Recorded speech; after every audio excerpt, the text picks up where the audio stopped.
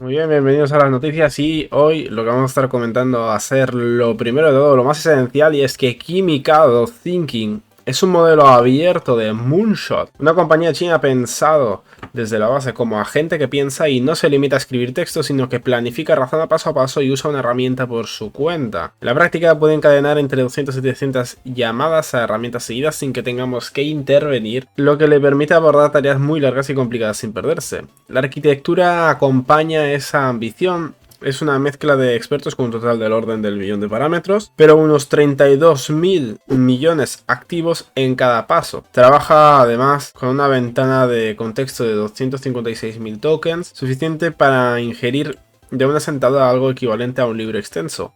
Ya se puede utilizar en modo chat y activando el modo de pensamiento con el icono correspondiente y también a través de su API. Además han publicado los pasos abiertos y es que podemos obtenerlo y ejecutarlo en local si contamos con el hardware necesario. En resultado los números son llamativos. En pruebas de razonamiento y búsqueda con agentes, Kimikado supera modelos como GPT-5 y Claude Sonnet 4.5 y se mantiene muy competitivo en programación. En Humanities Last Exam, una evaluación dura a nivel experto alcanza un 44,9% cuando puede apoyarse en herramientas en navegación y búsqueda web difícil, y en el benchmark Browsecomp obtiene un 60,2%, muy por encima de una línea base humana del 29,2%. En creatividad escrita también aparece arriba en la EQ Bench 3 y la idea es que se repite, es que cuando puede pensar en voz alta y usar utilidades escala su acierto cuando más tokens se dedica a pensar antes de responder.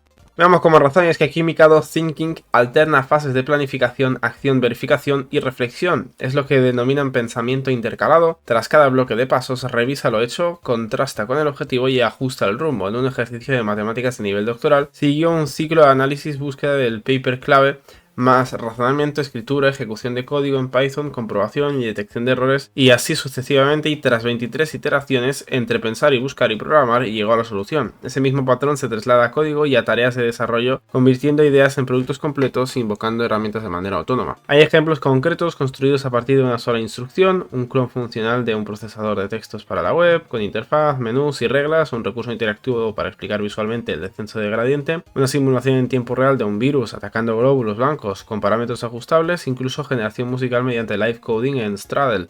La clave es que el modelo no solo genera, sino que organiza flujos de trabajo de desarrollo de principio a fin. En búsqueda con objetivos enrevesados, mantiene la perseverancia ante un acertijo que exigía identificar a una persona cumpliendo varios criterios muy específicos, por ejemplo una formación por paso por la NFL, un paper concreto como guardia de presión en un episodio concreto, y descompuso el problema, probó varias tácticas y cambió de enfoque cuando falló, y encadenó unas 30 consultas hasta proponer una solución razonada. El proceso muestra tanto su insistencia como un matiz importante. Esos agentes, incluso siendo muy potentes, pueden tomar atajos y consideran que una respuesta bastante buena satisface el objetivo sin verificar la pista más fina. También han afinado la escritura general, y es que frente a su versión anterior, Aurer sigue mejor las instrucciones, maneja el estilo con más soltura y aporta más profundidad. La velocidad es otro punto fuerte, y es que normalmente al cuantizar modelos para hacerlos muy rápidos se estropea justo lo que necesitan los agentes, cadenas largas de pensamiento, y aquí el equipo ha entrenado el sistema con conciencia de cuantización para usar INT4 nativo, logrando casi duplicar la rapidez sin perder el rendimiento que hemos citado. El coste de accesibilidad a la propuesta es agresiva, pero nos encontramos con que Kimikado Thinking resulta mucho más barato que opciones cerradas ya conocidas, aproximadamente la mitad frente a GPT-5. Tenemos por $20 al mes, y también, bueno, a nivel técnico pues también, ¿vale? Básicamente, en cadenas de trabajo con muchos pasos brilla especialmente cuando necesitamos que piense durante bastante tiempo y combine acciones. Y además, en conjunto, nuestra conclusión es que Kimi 2 es hoy un modelo abierto que lidera en razonamiento, búsqueda con agentes y ejecución autónoma con tareas complejas.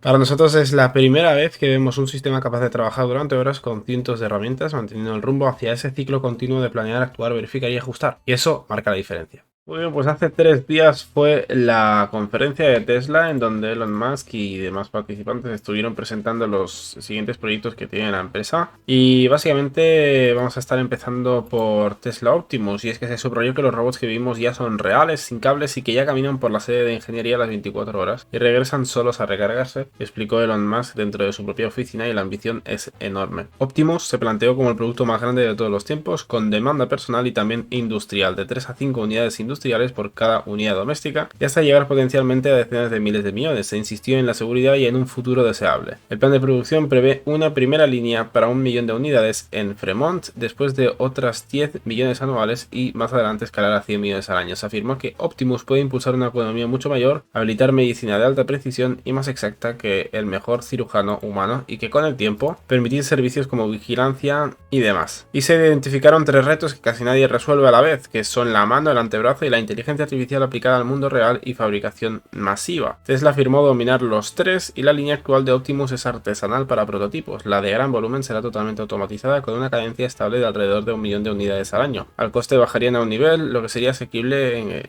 en calendario. Lo mostrado es la versión 2.5 y la versión 3 llegará el año que viene con un salto grande en diseño y capacidades. La versión 4 entra en producción en 2027 y la 5 en 2028. También se actualizó el objetivo histórico de acelerar la energía sostenible hacia la abundancia sostenible, un futuro donde cualquiera acceda a bienes, servicios y atención médica sin destruir a la naturaleza. Y es que en ese marco todos los Teslas están diseñados para ser autónomos y con la versión 14 se alcanza en un punto en el que podría permitirse escribir mensajes mientras el coche conduce si las estadísticas de seguridad se mantienen. Hoy aún se exige mirar la vía y la decisión se reevaluará al revisar datos en 1 o 2 meses. También están intentando presentar el robotaxi llamado Cybercab, que es un vehículo sin pedales, volante ni espejos, optimizado para el menor coste por kilómetro, y se fijó que abril del año que viene para iniciar la fabricación. El método de fabricación se asemeja más a la electrónica de consumo que a automoción tradicional.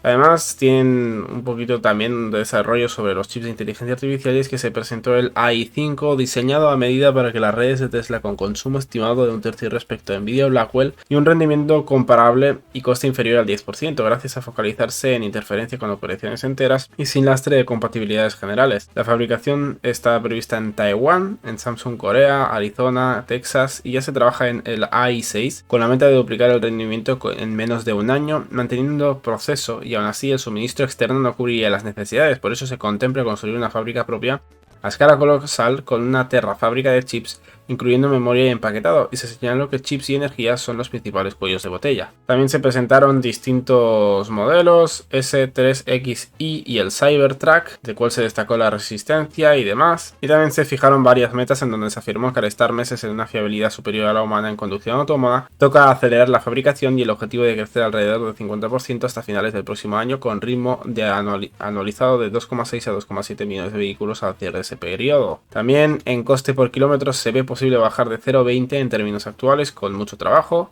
Por debajo de 0,50 ya sería muy bueno y en torno a 0,30 se consideró ideal en un cálculo comentado. La computación distribuida se planteó usar coches con permiso del propietario como parte de una red de interferencia cuando estén aparcados, generando ingresos pasivos. Se citó una cifra mensual orientativa y construyendo una capacidad distribuida gigantesca si la flota escala con chips futuros. Y nada, cerramos con la idea central, y es que, según se dijo, estamos ante un libro nuevo para la compañía con abundancia sostenible como destino, conducción autónoma más segura que la humana y traducida en vidas salvadas y un despliegue acelerado de robots y energía que cambia la escala de la economía. Muy bien, hoy vamos a estar contando algo que marca un punto de inflexión y es que en la reunión de accionistas desde 2025 Elon Musk destacó las nuevas capacidades del Optimus Gen 3 y es que ya no es un concepto, está caminando por las oficinas de Tesla, se recarga solo y realiza tareas humanas con precisión, desde doblar ropa y manipular utensilios de cocina hasta recoger basura y clasificarla, limpiar superficies, desplazarse en interiores sin cables y sin ni operador y manejar objetos delicados como un huevo o granos de palomitas. También ha mostrado control corporal con movimientos de artes marciales que evidencia el equilibrio avanzado y será visto también por ahí bailando en la propia conferencia. Esta estrategia se apoya en una idea de fondo y básicamente los humanoides realizan la mayor parte del trabajo físico de forma barata y continua y el coste de bienes y servicios se desploma. El planteamiento habla de abundancia sostenible con un aumento potencial de la economía global por factores de 10 o más, hasta el punto de abaratar necesidades básicas y reducir la pobreza. En capacidades se insiste que el robot aprende observando, el enfoque de Tesla traslada su filosofía en redes neuronales de conducción autónoma al cuerpo del robot y ver, entender y ejecutar con un flujo único, entrenado con vídeo, tanto en primera como en la tercera persona, y apoyándose en simulación para casos raros o peligrosos. Este método ha permitido progresos rápidos, dobla ropa con destreza y ajusta la fuerza para no romper un huevo y aplica fuerza suficiente para manipular objetos pesados, todo en operación autónoma en tiempo real. En hardware el gran reto está en la mano y el antebrazo, según han dicho, y es que se los identifica como la pieza electromecánica más difícil del proyecto. La meta de destreza humana exige sensores de presión y tacto en cada dedo, control de fuerza en tiempo real y muchos grados de libertad. La configuración anunciada para Gen 3 apunta a 22 grados de libertad con la mano, más 3 en la muñeca y antebrazo y 25 por mano, con dedos capaces de aplicar fuerza adaptable para cada objeto. Precisamente por la complejidad de los manipuladores, se han afrontado revisiones, se reportaron problemas de sobrecalentamiento y ciclos prolongados que obligaron a replantear los actuadores junto con la salida del responsable de robótica que supervisaba la mecatrónica.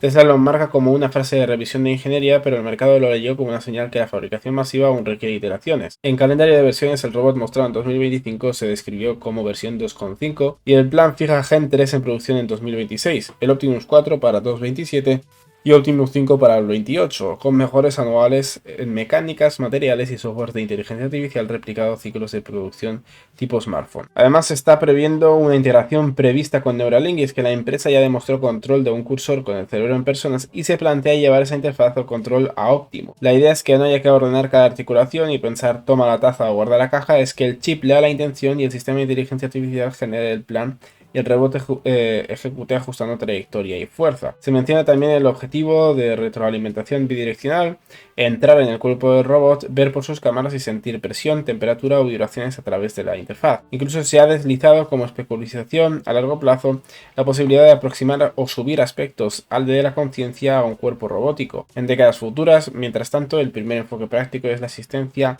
a la discapacidad mediante control y sensación remota. El posicionamiento económico se refuerza con la promesa del coste objetivo de $20.000 por unidad a escala y un precio de venta de 20.000 a 30.000. Hay voces críticas que sitúan el coste real mucho más arriba, incluso órdenes de magnitud mayores, lo que limitaría el mercado. La respuesta desde el proyecto es que la producción en masa y la integración vertical deberían reducir costes con el tiempo, con la vista puesta incluso en descender hasta 10.000 por unidad en el futuro. El plan para lograrlo apalanca fábricas preparadas para grandes volúmenes, integración de baterías electrónicas y cómputos propios, redes de suministro ya establecidos y experiencia reduciendo costes en sectores como el automóvil eléctrico. Volviendo a Optimus, el plan no es solo la fábrica, sino la visión es integrarlo en el ecosistema Tesla. Así que nada, en resumen, presentamos un robot que ya deambula de forma autónoma por instalaciones de Tesla, aprende por observación, manipula objetos frágiles y pesados con la misma plataforma y aspira a fabricarse por millones con un coste objetivo agresivo. La meta declarada es acelerar hacia una abundancia sostenida. Gracias al trabajo físico automatizado, el camino pasa por resolver la destreza de las manos, consolidar la inteligencia artificial en entornos desordenados y desplegar la producción en gran escala. En paralelo, otros actores llevan el listón en movimiento natural, interacción humana y aplicaciones específicas. Lo que definirá el desenlace será la capacidad de convertir demostraciones en operación diaria, mantener el ritmo de iteración anual y cumplir los objetivos de coste y volumen que se han propuesto sobre la mesa. Muy bien, hoy queremos estar hablando de un obstáculo básico de los modelos actuales y es el olvido catastrófico. Y es que este fenómeno aparece cuando un sistema aprende algo nuevo y al hacerlo pierde precisión en lo que ya sabía. Y justo lo que vemos en los modelos de hoy. Pueden ser reentrenados sí, pero no tienen la capacidad de incorporar experiencia de forma continua sin romper lo previo. Siguen funcionando como si borrara el estado anterior para volver a ajustar todo desde cero. Durante años hemos visto mejoras enormes en arquitecturas y en algoritmos de optimización, pero aún así este aspecto se ha mantenido sin resolver, porque la memoria en estos sistemas está limitada a lo que se fijó en el preentrenamiento y a lo que entra en la ventana de contexto en cada uso. No existe un gradiente sólido entre el paso distante y lo que está ocurriendo en tiempo real. Cuando comparamos esto con el cerebro humano, encontramos una diferencia estructural evidente, y es que nuestro cerebro dispone de ritmos de actualización distintos y neuroplasticidad, capacidad de ajustar cada parte a velocidades distintas según el tipo de información. Gracias a esto nos quedamos atrapados en el instante presente, y si el cerebro no tuviera esa capacidad sería como vivir en un estado similar a la amnesia anterógrada. Y lo sorprendente es que los LLMs se comportan de manera muy parecida en este caso extremo, o lo recuerdan porque lo memorizan en la gran frase o fase de entrenamiento, o solo existe en ese instante temporal sin capacidad real de consolidación. Aquí en la propuesta que estamos analizando, en el aprendizaje anidado, que es lo que ha presentado Google, esta idea plantea un modelo no como un único proceso de optimización, sino como una estructura de múltiples procesos de aprendizaje, organización en niveles y cada uno con su propia frecuencia de actualización. En lugar de una pila plana de capas que aprenden todos al mismo ritmo, la propuesta lo concibe como un conjunto de sistemas integrados que están aprendiendo simultáneamente pero a velocidades diferentes. En esta visión, la arquitectura y el proceso de ajuste de parámetros no son conceptos independientes. La propuesta afirma que ambos forman un mismo sistema, modelos, capas, atención, feed-forward, incluso el propio optimizador, todos son mecanismos de memoria asociada que ajustan su estado interno según la sorpresa o novedad del dato. Esta lectura hace que todo se convierta en un sistema blanco y transparente y deja de ser un proceso externo que opera sobre el modelo y pasa a ser parte del modelo mismo, y esto abre la puerta a la reinterpretación de mejoras conocidas como formas de memoria asociativa, incluyendo estrategias como normalizar el espacio de optimización, preacondicionar gradientes o introducir no lineales en la ruta de la actualización. En el plano arquitectónico, esto se aterriza en una propuesta llamada sistema de memoria continuo, y en este sistema se define un conjunto de bloques con frecuencias de actualización distintas y no es únicamente largo plazo o corto plazo, y se crea un espectro. Un bloque puede actualizarse en cada paso, otro cada cierto número de pasos y otro en intervalos aún más amplios. Y sobre esta base se ha concretado un modelo que han llamado Hope, construido sobre un diseño con carga de memoria llamado Titans. Titans ya maneja memoria a largo plazo, pero solo con dos frecuencias, una rápida y una lenta, y Hope extiende esto a una cadena abierta de capas que pueden tener tantas escalas de aprendizaje como se necesite, es decir, no se limita a dos. Ese diseño permite que un modelo refine no solamente la representación, sino también la manera en que se cambia su propia forma de aprender. Esto significa que se autoajusta sobre su propio algoritmo de actualización y ya no solo manipula pesos, sino que también modifica cómo se actualizan esos pesos. El resultado es un bucle de retroalimentación propio. En pruebas con tareas de lenguaje, en mediciones con Perplexity y en evaluaciones de razonamiento, este diseño ha mostrado ventaja frente a herramientas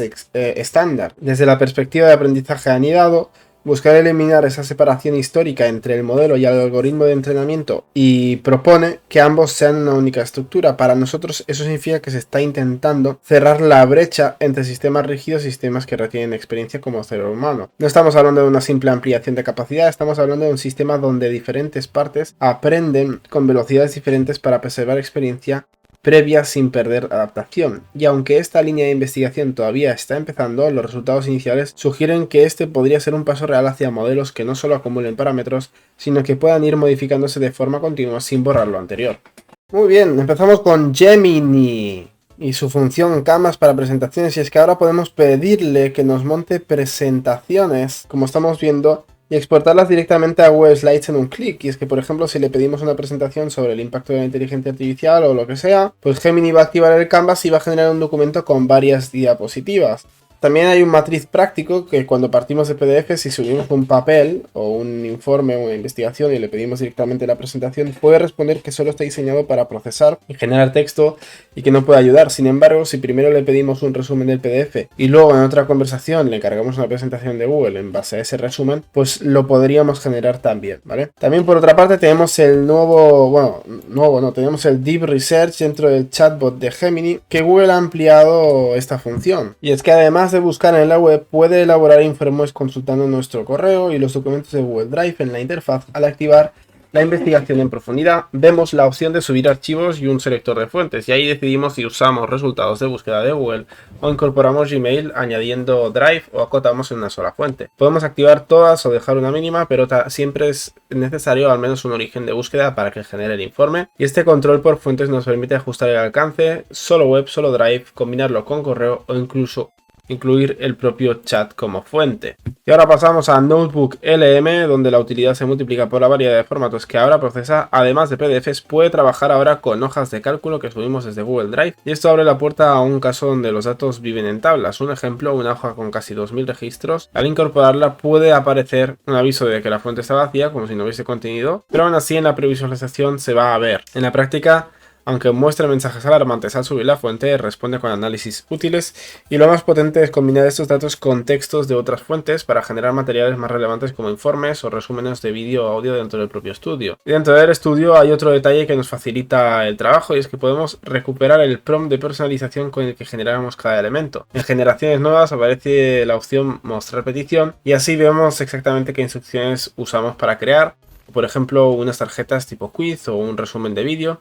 Si algo no funcionó especialmente bien, no hace falta recordarlo de memoria, lo recuperamos y lo reutilizamos. Y es que también tenemos aquí el modelo de vídeo de Flow, y es que básicamente se cierra con una novedad de Google en vídeo, y es que ahora nos permiten controlar la cámara en VO3 dentro de Flow, y es que la idea es sencilla y potente, ¿vale? En un vídeo ya generado podemos alternar la posición o el movimiento de cámara en las demostraciones. Se puede ver un plano de una persona y nosotros podemos ir haciendo orbitar la cámara cambiándolo de distintos planos. Así que con esas actualizaciones nos llevamos 3 ventajas claras: acelerar presentaciones que acaban bien editadas en slides, ampliar la investigación a correos y documentos propios con control de fuentes y sumar análisis de datos tabulares dentro del Notebook LM. Además, añadir control de cámara a vídeos ya generados para afinar la narrativa. Todo esto lo tenemos ya listo para aplicar con los pasos que acabamos de repasar.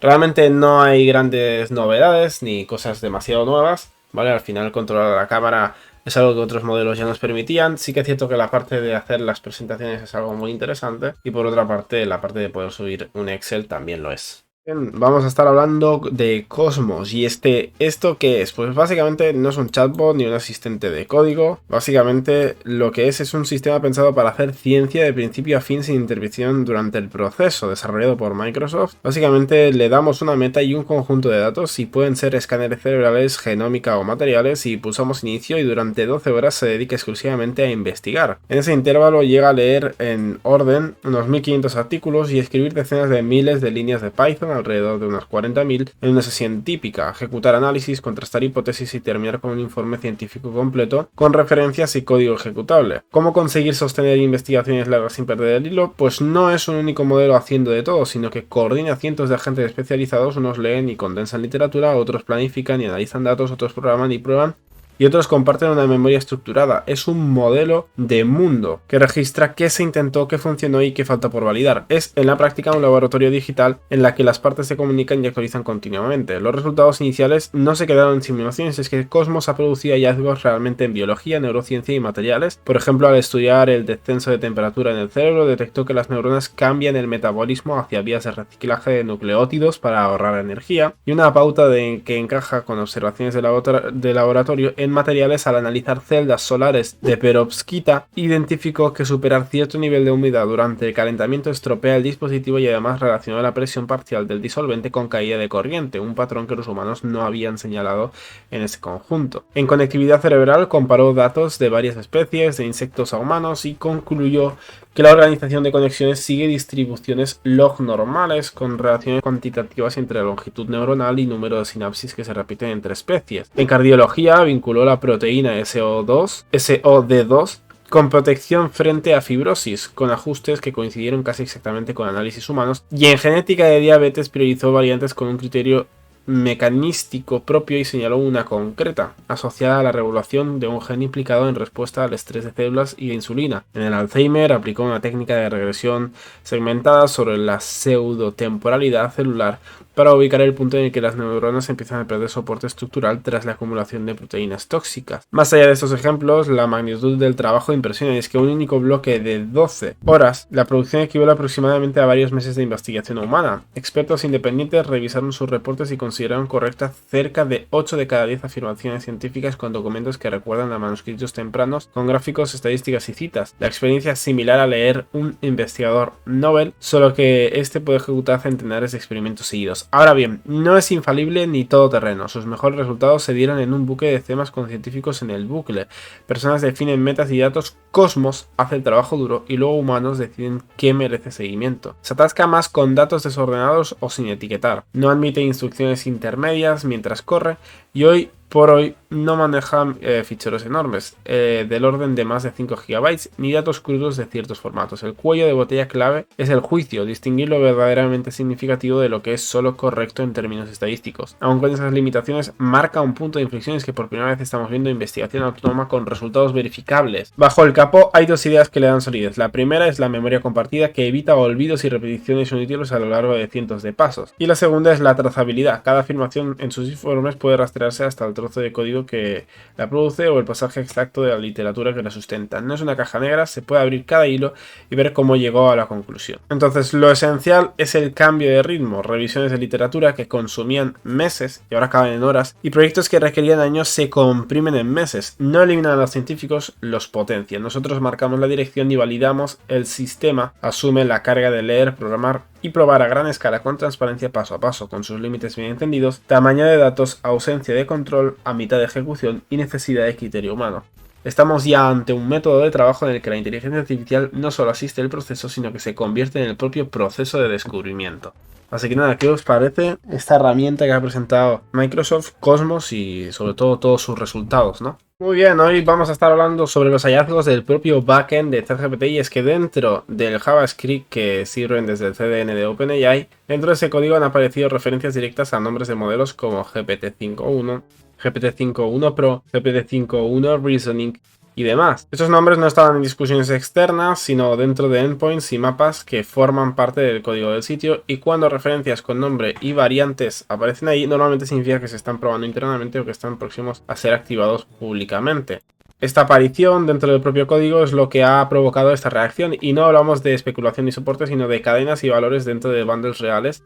En esas cadenas también aparece una fecha que apunta al 24 de noviembre, como nos confirma Mark Crestman. Esta fecha podría ser interna, pero el hecho de que esté codificada ahí sí vincula los nombres del modelo y ha hecho que muchas personas asuman que falta poco para que ocurra. Lo que hace todavía más interesante este hallazgo es el término thinking, y es que el nombre GPT-151 thinking apareció igual que el resto de variantes. Este término hace pensar que este posible modelo no estaría enfocado simplemente en acelerar la generación, sino en dedicar más cómputo de razonamiento multipaso, a dividir problemas en partes y ejecutar algo más cercano a planificación deliberada. Se ha comentado que este supuesto thinking podría incorporar algo parecido a presupuestos de razonamiento, asignar más tiempo de cómputo a problemas difíciles, igual que una persona se toma más segundos antes de contestar algo complejo. También se ha planteado que habría ajustes en un manejo de contexto y ambigüedad como forma de evolución, ya que vimos modelos con cadenas de pensamiento mejoradas, pero todo esto evidentemente es especulación. En paralelo a estas referencias internas hay otro elemento que ha generado todavía más sospechas, y es el modelo anónimo llamado Polaris Alpha, que ha empezado a aparecer en el OpenRouter. Mucha gente empezó a probarlo porque parecía funcionar por encima de modelos de clase GPT-4, y después se vio que ese modelo anónimo aparecía solamente ahí, igual que sucedió anteriormente con otras variantes de OpenAI, que primero aparecieron camufladas en esa misma plataforma. Además, Polaris Alpha muestra un comportamiento creativo y de razonamiento que se agrupa muy cerca de GPT-5 y GPT-5 Mini en análisis de clustering sobre benchmarks de escrituras y demás. Otro indicador fue la velocidad y los límites de uso. Los límites extremadamente altos que Polaris Alpha tiene en OpenRouter no suelen coincidir con lanzamientos pequeños de investigación.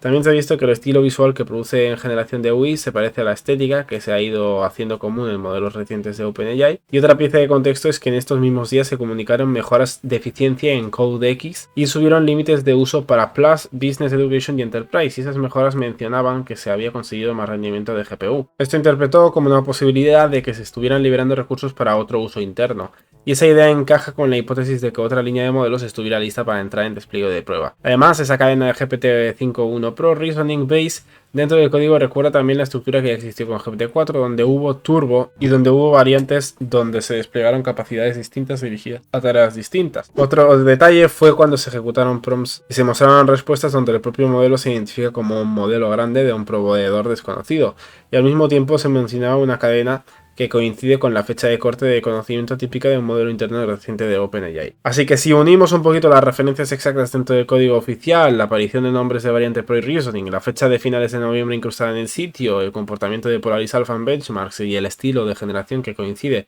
con modelos recientes de la misma línea y la presencia exclusiva en OpenRouter, como ya pasó en ocasiones previas, todo encaja con la idea de que GPT-5.1 está siendo probado y que parte del público ya lo está utilizando sin saber lo que es. Por tanto, lo que estamos viendo apunta a que GPT-5.1 no es una especulación sin base técnica, sino los nombres están en el código, las variaciones están listadas y los comportamientos aparecen en pruebas reales, y el patrón coincide con despliegues previos. Así que nada, decidme qué opináis, y si estáis interesados en el lanzamiento de GPT-5.1 que se viene a la vuelta de la esquina junto con Gemini 3. Vamos a ver qué sucede.